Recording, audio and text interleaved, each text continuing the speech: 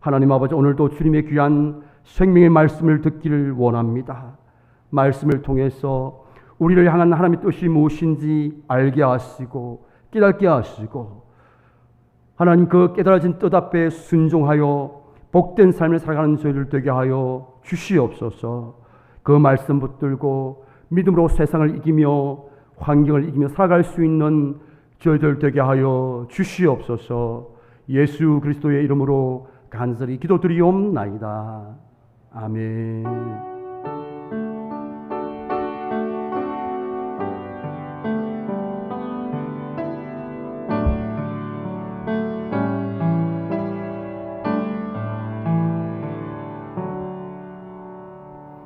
오늘 하나님이 주시는 말씀은 구약성경 출애굽기 2장 1절에서 10절 말씀이 되겠습니다. 구약성경 83페이지입니다. 출애굽기 2장 1절에서 10절 말씀 제가 봉독해 드리도록 하겠습니다. 레위 가족 중 한 사람이 가서 레위 여자에게 장가들어 그 여자가 임신하여 아들을 낳으니 그가 잘생긴 것을 보고 석 달 동안 그를 숨겼으나 더 숨길 수 없게 되매 그를 위하여 갈대 상자를 가져다가 역청과 나무진을 칠하고 아기를 거기 담아 나일강과 갈대 사이에 두고 그의 누이가 어떻게 되는지를 알려고 멀리 있었더니 바로의 딸이 목욕하러 나일강으로 내려오고 시녀들은 나일강가를 거닐 때에 그가 갈대 사이에 상자를 보고 시녀를 보내어 가져다가 열고 그 아기를 보니 아기가 우는지라. 그가 그를 불쌍히 여겨 이르되 이는 히브리 사람의 아기로다. 그의 누이가 바로의 딸에게 이르되 내가 가서 당신을 위하여 히브리 여인 중에서 유모를 불러다가 이 아기에게 젖을 먹이게 하리이까. 바로의 딸이 그에게 이르되 가라 하매 그 소녀가 가서 그 아기의 어머니를 불러오니 바로의 딸이 그에게 이르되 이 아기를 데려다가 나를 위하여 젖을 먹이라. 내가 그 삭슬을 주리라. 여인이 아기를 데려다가 젖을 먹이더니 그 아기가 자라매 바로의 딸에게로 데려가니 그가 그의 아들이 되니라. 그가 그의 이름을 모세라 하여 이르되 이는 내가 그를 물에서 건져내었음이라 하였더라. 아멘. 사랑하는 평강의 가족 여러분, 한 주간도 잘 지내셨죠? 오늘 가정에서 예배드리는 한 분 한 분의 삶 위에 하나님이 주시는 은총이 가득하게 임하기를 주님의 이름으로 축복합니다. 누구나 인생을 살면서 한 번쯤은 생각해보는 주제가 있습니다. 그것은 사람은 무엇으로 사는가 하는 것입니다. 사람은 누구나 마음속 깊은 곳에 이 질문을 가지고 살아갑니다. 세계적인 대문호인 톨스토이는 사람은 무엇으로 사는가라는 작품을 통해서 사람은 하나님의 사랑으로 살아간다, 그렇게 이야기를 했습니다. 만약 질문을 바꾸어서 성도는 무엇으로 사는가 하고 질문한다면 여러분은 무엇이라고 대답을 하시겠습니까? 성경은 성도는 믿음으로 산다고 이야기를 합니다. 하박국 2장 4절 말씀은 이렇게 말씀합니다. 함께 읽겠습니다. 보라, 그의 마음은 교만하여 그 속에서 정직하지 못하나 의인은 무엇으로 말미암아 그의 믿음으로 말미암아 살리라, 그렇게 말씀을 합니다. 여기 믿음으로 말미암아 살리라, 이 부분은 두 가지 해석이 가능합니다.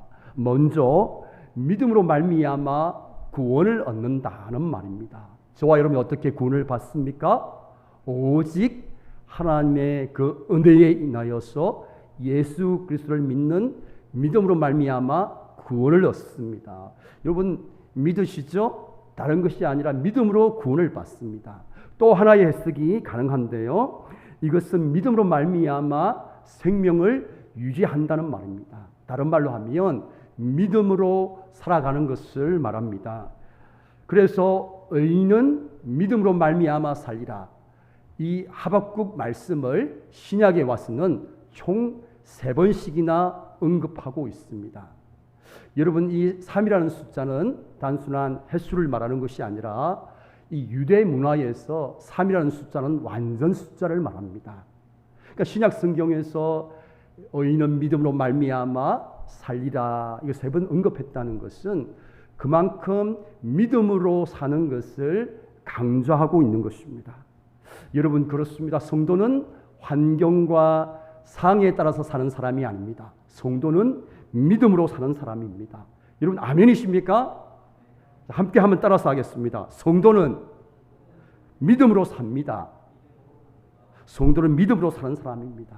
지금 우리는 한 번도 경험해 보지 못한 코로나19 시대를 살아가고 있습니다.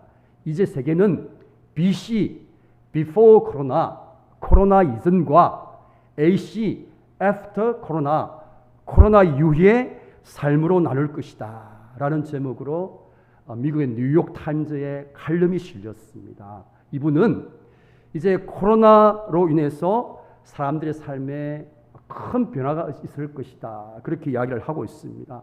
실제로 저와 여러분들은 코로나로 인해서 지금까지 우리가 누려왔던 삶의 많은 변화를 경험하고 있습니다. 저와 여러분이 경험하는 가장 큰 변화는 비대면 문화가 확산되는 것입니다. 비대면 문화.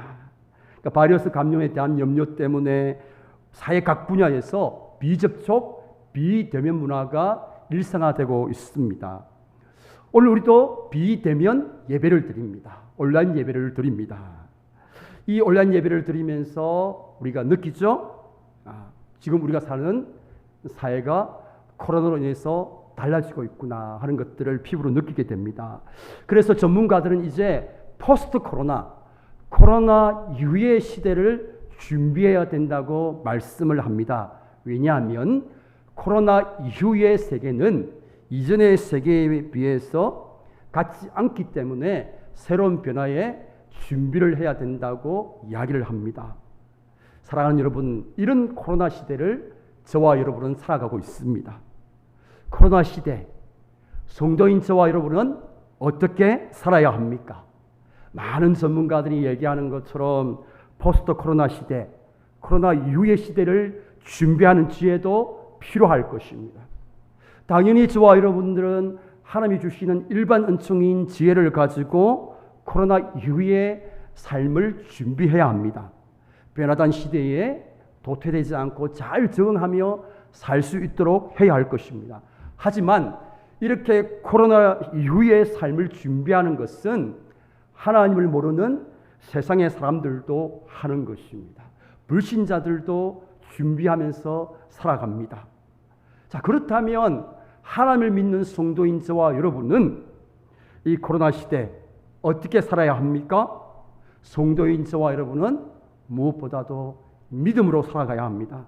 제가 이렇게 이야기하면 어떤 분은 목사님, 믿음 말고 다른 것 없을까요?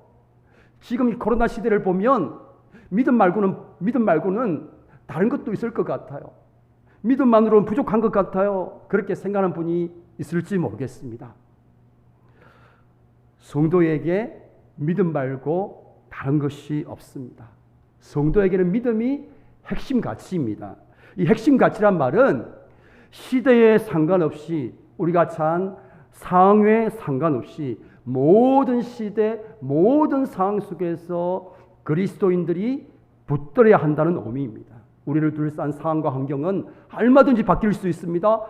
어느 때든지 변할 수 있습니다. 제가 한국에서 신앙생활을 할 수도 있고요, 또 외국에서 신앙생활을 할 수도 있습니다. 우리를 둘러싼 상황과 환경이 좋은 상황과 여건일 수도 있습니다. 또 반대로 좋지 못한 상황과 환경일 수도 있습니다. 또 여러분이 다니는 교회 담임 목사님이 바뀌어서 목회 철학이 다른 것으로 바뀔 수도 있습니다. 하지만 이런 모든 변화와 상황에도 불구하고 변할 수 없는 우리 성도의 핵심 가치는 믿음으로 사는 것입니다.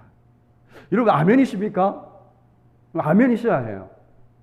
모든 시대, 모든 상황에 상관없이 성도는 믿음으로 사는 것입니다.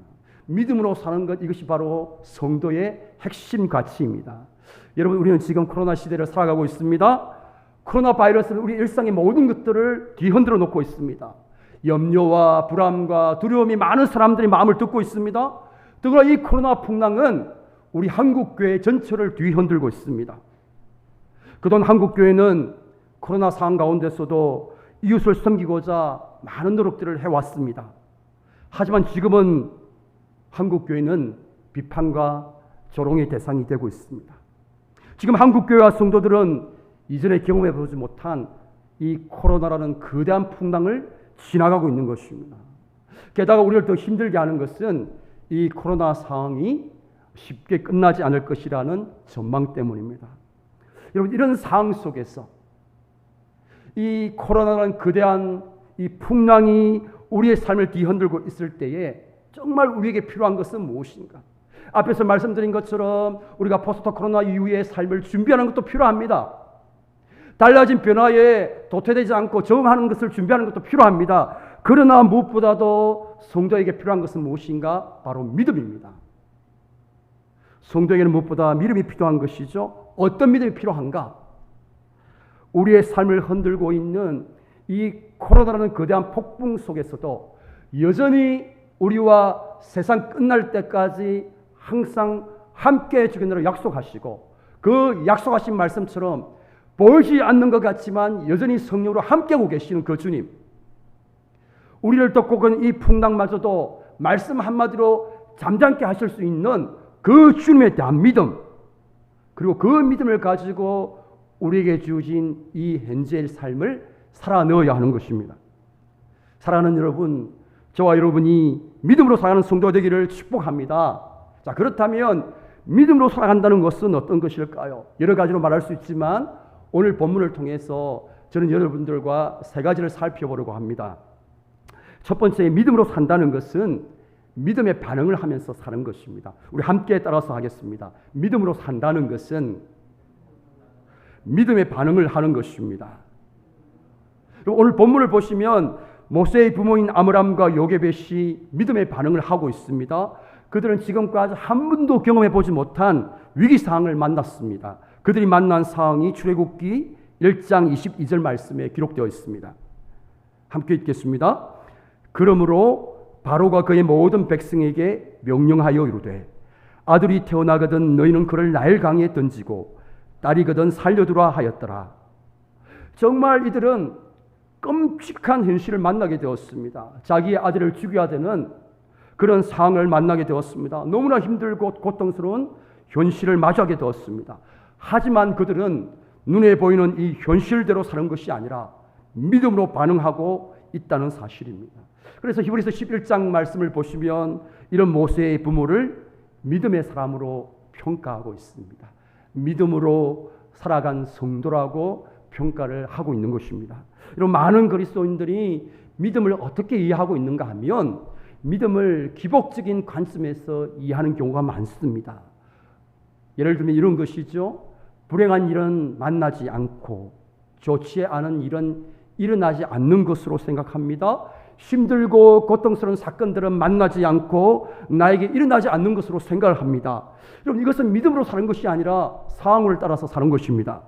믿음은 내가 원하지 않는 일, 좋지 않은 일들이 일어나지 않는 것이 아닙니다. 믿음은 나의 삶 가운데 때로는 내가 원하지 않는 일들이 일어나고 내가 생각할 때 좋지 않은 일들이 일어나지만 그 일어난 사건에 대해서 어떻게 리스판스 하는가, 어떻게 반응하는가에 우리의 믿음이 나타나는 것입니다. 우리가 우리 인생에 일어나는 일들을 우리 자신이 통제할 수가 없습니다. 우리 인생에서 좋은 일만 일어나게 하고 힘들고 고통스러운 일들은 일어나지 않도록 할 수 없다라는 것이죠. 오늘 모세의 부모들을 보십시오. 정말 끔찍한 일이 일어났습니다. 자신의 아들을 죽여야 하는 그런 현실을 만나게 됩니다. 이런 누구라서 이런 일이 일어나기를 원했겠습니까? 이 일은 그들이 어찌할 수 없는 일이었습니다. 하지만 중요한 것은 이렇게 일어난 사건 앞에서 모세의 부모는 일어난 현실 속에서 현실의 선택을 한 것이 아니라 믿음의 선택을 하고 믿음의 반응을 했다는 것입니다. 제가 상담하면서 자주 느끼는 것이 있습니다. 똑같이 상처와 아픔을 받고 그런 가정에서 태어나고 그런 상황과 환경에서 태어났는데도 이것에 대해서 반응하는 것은 서로 다르다는 거죠. 어떤 분은 아직도 그 해결되지 못한 과거의 상처와 아픔 때문에 힘들어하고 고통 가운데서 지내는 분이 있어요. 반면에 또 어떤 분은 그 상처와 아픔을 이겨내고 오히려 그것을 가지고 다른 사람들을 돕는 그런 행복한 삶을 사는 것들을 볼 수 있습니다. 여러분, 이들의 차이가 무엇일까요? 바로 리스판스, 바로 반응의 차이가 있습니다. 어떻게 일어난 일에 대해서, 사건에 대해서 반응하는가. 이것이 우리의 인생의 운명을 갈라지게 하는 거예요. 여러분, 가만히 한번 생각해 보세요. 우리 주변에 일어난 사건과 어떤 상황이 우리의 인생을 좌우하는 것이 아닙니다. 일어난 사건과 상황 앞에서 우리가 어떻게 반응하는가, 그것이 우리의 인생을 좌우합니다. 지스나 사랑해라는 이 책이 있습니다. 이 책의 주인공은 이지선 자매입니다. 이 이지선 자매는 유아여대를 다니는 그런 학생이었습니다. 근데 학교를 다니는 중에 이 엄주 사고로 말미암아서 사울을 만나게 되고 전신에 이 화상을 입게 됩니다. 그렇게 예뻤던 이 외모가 정말 볼 수 없을 정도로 그렇게 끔찍한 그런 외모로 바뀌었습니다. 이 일어난 사건 앞에서 두 가지 반응을 할 수 있습니다. 일어난 이 사건을 원망하고 자신의 이 처지를 비관하면서 그렇게 고통 가운데 살아갈 수도 있습니다. 그런데 이 이지슨 자매는 그렇게 현실적으로 반응하지 아니하고 이 끔찍한 사건을 잘 이겨내고 이제 공부를 마치고 다른 사람들을 돕는 삶을 살고 있습니다. 지금은 한동대학교에서 이렇게 교수로서 가르치고 있습니다. 그럼 만약 우리 인생에 일어난 사건과 상황이 우리의 인생을 좌우한다면 우리의 인생은 소망이 없을 것입니다. 하지만 힘들고 어려운 상황과 현실이지만 그 일어난 상황과 사건 앞에서 바르게 반응할 수만 있다면 우리의 삶은 달라질 수 있는 거예요. 우리에게는 소망이 있습니다. 여러분, 왜 우리가 믿음으로 반응해야 되는가? 여러분, 우리에게 일어난 사건들은 어찌할 수 없잖아요. 제가 말씀드린 것처럼 우리 힘으로 통제할 수 없잖아요. 우리가 할 수 있는 것은 일어난 사건 앞에 어떻게 반응하느냐 하는 것입니다. 여러분, 우리는 코로나라는 상황을 지나가고 있습니다. 이미 우리 가운데 이 코로나19의 상황이 닥쳐왔어요. 우리가 선택한 것이 아닙니다. 우리 가운데 아무도 원하는 상황은 아니었어요. 중요한 건 뭐냐면 이 코로나 상황 자체에 있지 않습니다. 중요한 것은 이 코로나 상황을 맞이해서 우리가 어떻게 반응할 것인가. 하나님께서 왜 우리에게 이 코로나를 허락해 주셨는가?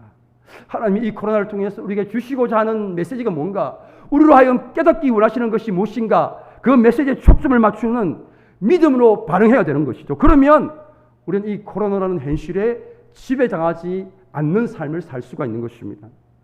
사랑하는 여러분, 저와 여러분이 믿음으로 반응한 삶을 살 수 있기를 주님의 이름으로 축복합니다. 자, 두 번째, 믿음으로 산다는 것은 믿음의 눈으로 보는 것입니다. 우리 함께 하겠습니다. 믿음으로 산다는 것은 믿음의 눈으로 보는 것입니다. 여러분, 모세의 부모들이 참 끔찍한 상황 가운데서 그 현실에 지배당하지 아니하고 그렇게 믿음으로 반응할 수 있었던 것이 무엇일까요? 그들은 자신들이 만난 상황과 현실을 믿음의 눈으로 볼 수 있었기 때문입니다. 만약 그들에게 일어난 사건과 상황을 현실의 눈으로 보았다면 그 끔찍한 이 현실 앞에, 그 상황 앞에 압도당하고 말았을 것입니다. 그렇다면 믿음의 반응과 믿음의 선택을 할 수 없었을 것입니다. 하지만 그들은 말씀을 통해서 이 끔찍한 상황 너머에 계시는, 여전히 하나님의 백성들과 함께하고 계시는 그 하나님을 볼 수 있었던 것입니다. 이 두려운 상황마저도, 이 끔찍한 현실마저도 다스리고 계시는 하나님을 볼 수 있었던 것입니다. 여전히 피난처가 되시고 하나님을 믿는 백성들의 소망이 되시는 전능하신 하나님의 함께하심을 볼 수 있었던 것입니다. 그리고 그 하나님 앞에 자신의 운명과 자기 자녀의 운명을 맡기기로 한 믿음의 반응과 선택을 할 수 있었던 것입니다. 오늘 본문 2절을 보시면 모세 부모가 모세가 잘생긴 것을 보고 숨겼다, 그렇게 기록하고 있어요. 사실 이 성경 번역은 원문의 번역과는 조금 다른 번역입니다. 우리 한글 성경을 보시면 잘생긴 아이라고 번역이 되어서 우리가 오해를 할 수 있습니다.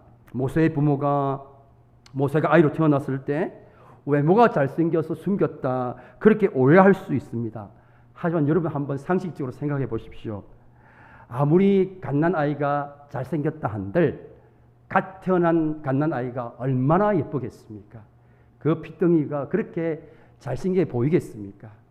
그렇지 않죠. 이 구절은 이 원의 뜻을 살리면 평범하지 않은 아이, 특별한 아이라는 그런 의미로 번역을 할 수 있습니다. 모세의 부모가 모세를 이렇게 보았다는 거예요. 왜요? 믿음의 눈으로 보았기 때문에 가능한 일이에요. 믿음의 눈으로 보니까 이 모세가 특별한 아이, 하나님의 계획 속에 있는 그런 특별한 아이, 평범하지 않은 아이로 볼 수 있었다는 거죠. 자, 그러면 어떻게 이 모세의 부모들은 믿음의 눈으로 볼 수 있었을까요? 여러분, 모세의 부모들은 1절에서 설명하고 있는 것처럼 레위 지파의 후손들입니다. 여러분, 레위 지파는 오늘날 이렇게 굳이 옮긴다면 신학생들이라고 표현해도 될 것 같아요. 그러니까 얼마나 하나님의 말씀에 대해서 많이 알고 있었겠습니까?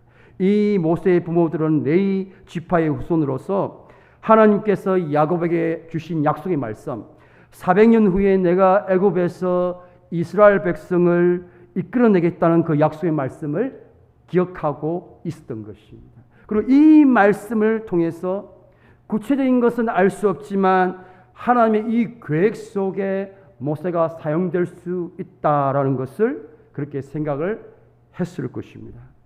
여러분, 믿음으로 산다는 것은 우리 주변에 일어나는 모든 상황과 모든 것을 믿음의 눈으로 바라보는 것입니다. 비록 지금 눈에 보이는 것은 이 답답한 현실이지만, 때로는 캄캄한 어둠이지만, 믿음으로 보면 그 현실 너머에 하나님의 구원하심과 하나님의 계획하심을 보게 되는 것입니다. 지금 우리는 코로나 전국을 지나가고 있습니다. 2차 팬데믹 상황을 지나가고 있어요. 거의 다 끝나가고 있었는데 다시 2차 유행이 시작되었습니다. 이로 인해서 사람들 사이에 코로나 블루가 지금 다시 시작되고 있습니다. 코로나로 인해서 사람들이 우울해하고 있습니다. 이제는 위드 코로나와 함께 살아가야 되는 그런 답답한 현실이 되어버린 것입니다. 그냥 이런 현실을 생각하면 너무 답답하고 정말 우울해집니다. 또한 이 가운데 특별히 우리 믿는 사람들은 교회가 욕을 들어먹는 것을 보면서 너무너무 속상하고 억울한 마음도 들고 화가 나기도 합니다. 하지만 우리가 이 코로나라는 상황과 이 현실을 믿음의 눈으로 보면 다르게 볼 수 있는 것입니다. 사랑하는 우리 평강교회 성도 여러분, 한번 질문을 던져보십시오. 왜 하나님께서 이 코로나를 통해서 저와 여러분의 삶을 강제적으로 멈춰 세우시겠습니까? 저와 여러분은 하나님의 사랑하는 자녀들입니다. 하나밖에 없는 독생자 예수 그리스도를 십자가에 달려 돌아가시고 대신 자녀 삼으실 만큼 저와 여러분이 그렇게 사랑받는 존재요, 사랑하는 존재입니다. 그런데 그런 사랑하는 우리가 왜 이렇게 우리의 삶을 코로나로 인해서 강제적으로 멈춰 세웠었습니까? 잘못된 방향으로 브레이크 없이 달려가는 저와 여러분을 살리시기 위해서 코로나를 통해서 우리를 강제적으로 멈춰 세웠다고 저는 믿습니다. 그동안 우리는 하나님과 상관없이 열심히 앞만 보고 달려왔습니다. 옆에 있는 형제자매의 의세 고통과는 상관없이 그들의 고통을 돌아보지 못하고 오로지 나의 유익만을 위해서 그렇게 바쁘게 살아왔던 삶임을 보게 됩니다. 어디 그뿐입니까? 그동안 우리가 일상의 소중함을 다시 깨닫게 됩니다. 우리가 아무 생각 없이 아무런 감사 없이 너무나 당연한 것으로 느꼈던 우리 일상의 그 모든 누렸던 것들이 당연한 것이 아니라 하나님의 일반 은총 속에서 누릴 수 있었던 것임을 다시 한번 보게 되어지는 것이죠. 무엇보다 우리는 이 코로나를 통해서 우리의 신앙을 다시 돌아보게 됩니다. 함께 모여서 예배를 드릴 수 없는 그런 상황을 맞이하면서 어쩌면 가정에서 때로는 홀로 자신의 신앙을 지켜야 되는 그런 상황 속에서 나의 신앙이 무엇인지를 돌아보게 됩니다. 또한 나아가서 정말 주님이 원하시는 참 성도, 또 주님이 원하시는 교회의 모습이 무엇인지를 우리는 코로나를 통해서 고민하게 하고 또 그런 교회를 향해서 그런 교회를 향한 사모함을 가지도록 우리에게 만들어주는 것입니다. 여러분, 그래서 우리가 믿음의 눈으로 보는 것이 중요합니다. 여러분이 믿음의 눈으로 여러분의 자녀를 바라보십시오. 비록 지금 눈에 볼 때는 아무것도 이룬 것이 없고 아직 결혼도 못하고 아직 취직도 못했지만 그러나 믿음의 눈으로 보게 되면 이들을 향한 하나님의 놀라운 계획이 있는 줄 믿습니다. 여러분, 저는 항상 이 주일학교 교사분들에게 부탁을 합니다. 여러분들이 주일학교에서 이 다음 세대의 이 자녀들을 가르칠 때에 지금의 모습만을 보시지 마시라고. 여러분 눈에 보이는 지금의 모습이 그들의 전부가 아닙니다. 장차 하나님의 손에 붙들리고 변화되어서 하나님께 쓰임받는 그 모습을 믿음의 눈으로 바라보면서 아이들을 가르치고 아이들을 섬겨야 된다는 거예요. 여러분, 예수님의 제자들을 한번 생각해 보세요. 12명의 사도들 한번 생각해 보십시오. 예수님 눈에 볼 때 얼마나 부족함이 많은 제자들이었습니까? 그러나 우리 주님은 그들의 그 부족한 지금의 모습을 보고 낙심하거나 실망하지 않으셨습니다. 장차 하나님의 손에 붙들려서 부활의 능력으로 자기의 목숨까지도 아끼지 아니하고 복음을 전하는 그 모습들을 그리면서 믿음의 눈으로 그리면서 변화되어서 하나님의 나라와 교회를 위해서 섬길 그 모습을 바라보면서 우리 주님이 제자들을 섬겼던 것입니다. 여러분, 저도 부족하지만 제가 우리 교회 담임 목사로서 우리 교회와 성도님을 바라볼 때도 저는 지금의 모습이 전부라고 생각하지 않습니다. 장차 하나님의 전능하신 손에 붙들려서 사용되어지는 우리 평강교회의 모습, 세상의 빛과 소금의 역할을 감당하는 그런 교회의 모습, 그런 성도들의 모습을 바라보며 제가 목회를 하는 거예요. 여러분, 믿음으로 산다는 것은 오늘 내 주변에 일어나는 모든 것들을 믿음의 눈으로 보는 것입니다. 우리 주변에 일어나는 일들을 믿음의 눈으로 볼 때 우리는 믿음의 반응을 할 수 있고 모세의 부모들처럼 믿음의 선택을 할 수가 있는 것입니다. 사랑하는 우리 평강교회 성도 여러분, 저와 여러분 모두가 우리 주변에 일어나는 모든 사건들, 또 우리 주변을 둘러싼 모든 상황과 현실들을 믿음의 눈으로 볼 수 있는 은혜가 있기를 주님의 이름으로 축복합니다. 자, 세 번째, 믿음으로 산다는 것은 믿음의 행동을 하는 것입니다. 우리 함께 따라서 하겠습니다. 믿음으로 산다는 것은 믿음의 행동을 하는 것입니다. 그럼 오늘 본문을 보시면 모세의 부모들은 믿음으로 하나님께서 도와주실 것을 믿었습니다. 그리고 믿음의 반응을 했습니다. 믿음의 선택을 했습니다. 여기에서 저와 여러분이 놓치지 말고 반드시 보아야 될 것이 있습니다. 하나님에 대한 그들의 믿음은 믿음의 행동으로 나타났다는 것입니다. 본문을 보십시오. 그들은 하나님이 도와주심을 믿고 의지했습니다. 그 믿음이 어떻게 나타나고 있는지를 보십시오. 하나님을 도와주실 것을 믿고 가만히 있었습니까? 아닙니다. 2절 이후를 보십시오. 아이를 석 달 동안 숨겨서 양육했습니다. 그리고 더 숨길 수 없게 되었을 때 아이를 갈대 상자에 담아서 나일강으로 보냈습니다. 또 나일강에 아기를 둘 때도 그냥 아무렇게 두지 않았습니다. 하나님께서 살려주실 거야 라고 생각하면서 그냥 아무렇게 둔 게 아닙니다. 갈대 상자를 가져다가 어떻게 합니까? 물이 그 갈대 상자에 스며들지 않도록 역청을 바르고 나무질을 칠합니다. 그리고 미리암이 어떻게 되는지 계속해서 그 상자를 따라서 지켜보고 있습니다. 그러니까 하나님께서 도와주실 것이라는 믿음이 믿음의 행동으로 나타나고 있다는 사실입니다. 바로 이러한 믿음의 행동 가운데 하나님의 구원의 역사가 일어나는 것입니다. 그렇습니다. 믿음은 반드시 믿음의 행동으로 나타나게끔 되어 있습니다. 믿음은 반드시 믿음의 행동으로 연결되게끔 되어 있습니다. 여러분, 믿음으로 주님의 옷자락을 만진 여인을 한번 생각해 보십시오. 이 여인은 주님에 대한 믿음이 있었습니다. 어떤 믿음요? 자신의 병을 고쳐주실 거라는 믿음이 있었습니다. 그러면 그 믿음이 있었기 때문에 가만히 있었습니까? 아니잖아요. 믿음이 있었기 때문에 때로는 잘못하면 돌을 맞아 죽을 수도 있는데 그 모든 위험을 무릅쓰고 군중술 속으로 다가가서 예수님의 옷자락을 만지는 믿음의 행동이 있었다라는 겁니다. 그리고 그 믿음의 행동을 통해서 하나님의 은혜가 부어지게 된 것입니다. 여러분, 오늘날 우리에게 부족한 것이 있다면 바로 믿음의 행동이 아닌가 저는 생각합니다. 우리 한국교회 성도들의 고질적인 문제가 뭡니까? 믿음은 좋다고, 믿음은 좋단 말이에요. 그런데 믿음은 있는데 그 믿음에 대한 행동이 나타나지 않는다는 거예요. 그러니까 우리가 세상으로부터 계속 욕을 들어먹고 있는 거예요. 여러분, 우리가 하나님을 믿는다는 것, 내가 하나님께 맡긴다는 것이 그냥 가만히 있는 것을 말하는 것이 아닙니다. 근데 우리는 믿음을 이런 식으로 생각할 때가 많아요. 여러분, 우리가 하나님을 사랑하고 이웃을 사랑하는 것이 성경에 처음 들은 계명이라고 우리가 믿고 있습니다. 그러면 우리가 어떻게 해야 됩니까? 이 믿음이 있다면 이웃을 사랑하는 믿음의 행동이 있어야 되는 것이죠. 우리가 하나님을 사랑한다고 하고 이웃을 사랑한다고 하면서도 우리가 이웃에게 피해를 준다면 우리는 믿음과 우리의 믿음의 행동이 일치하지 않는 거예요. 여러분, 우리는 하나님께서 죽을 수밖에 없었던 저와 여러분을 예수님의 십자가의 은혜를 통해서 용서해 주셨다고 믿는 사람들입니다.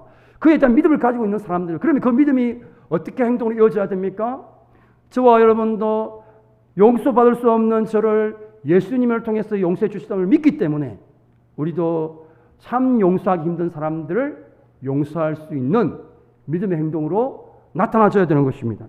여러분, 제가 교회에서 보면 안타까운 건 뭐냐 하면 막 이렇게 믿음이 성장했으면 좋겠다라고 마음을 먹고 막 믿음의 성장을 위해서 기도합니다. 하나님, 저의 믿음이 좀 성장했으면 좋겠습니다. 막 기도를 해요.